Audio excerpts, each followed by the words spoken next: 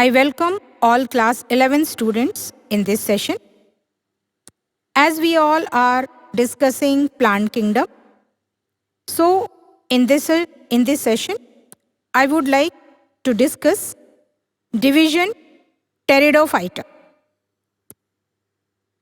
As you all know that these plants are also found in cool, damp, shady and humid places. The independent phase or dominant phase of the plant is a sporophytes.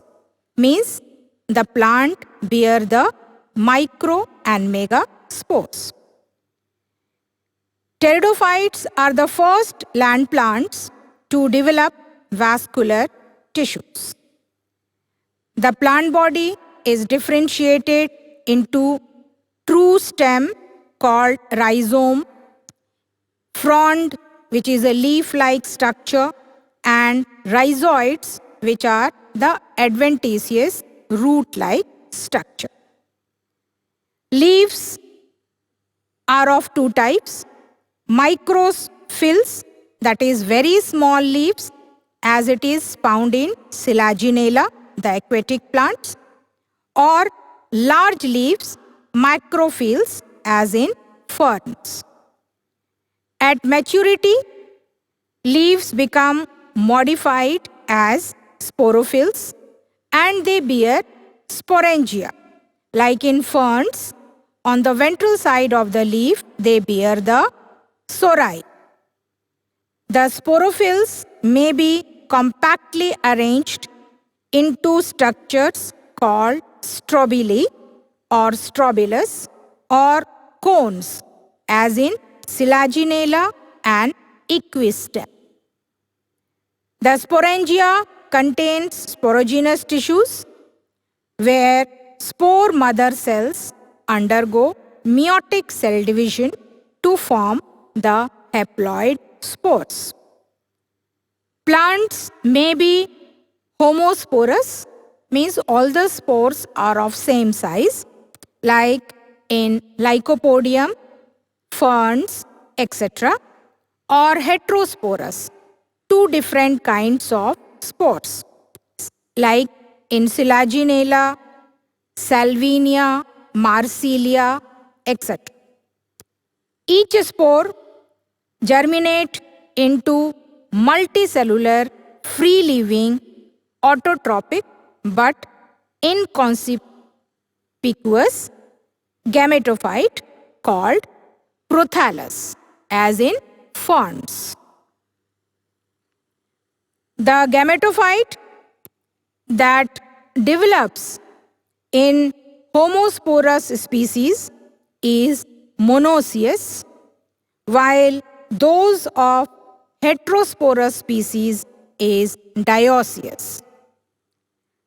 The sex organs are antheridia, the male sex organ, and archegonia, the female sex organ, which have a sterile jacket layer of cells for protections.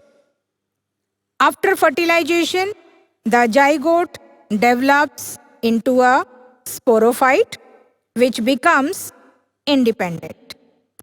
In the heterosporous species, the female gametophyte remains on the sporophytic plant, as in Selaginella, and it shows a evolution towards the seed habit. As you all know that the evolution of gymnosperm is from the pteridophytes and angiosperms from the gymnosperms. Examples of pteridophytes are like in Psilopsida, the Psilotum and Rhinia, Lycopsida, Lycopodium, Selaginella, Phenopsida, Equistem, Pteropsida, Dryopteris, Adiantum, and Pteris. Aquatic ferns are Ajola, Marsilia, and Salvinia. The life cycle of a pteridophyte is described as haplodiploidic, means the sporophytic plant body, they bears the sori, like in ferns. The sporophylls bears the sori. Sori bears the sporangia, and the diploid spore mother cells, they undergo meiotic cell division to form the haploid spores, and on germination, these haploid spores, they form the prothallus, which is a gametophyte.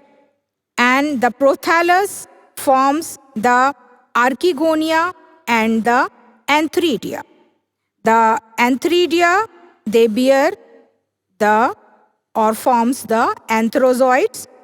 Archegonia, they forms the female gametes, and the male and female gametes, when fuses, they form the diploid zygote. And this diploid zygote, they form the embryo, and on germination, these embryo, they form the sporophytic plant body. So this is the life cycle of the pteridophytes. So thank you for this session.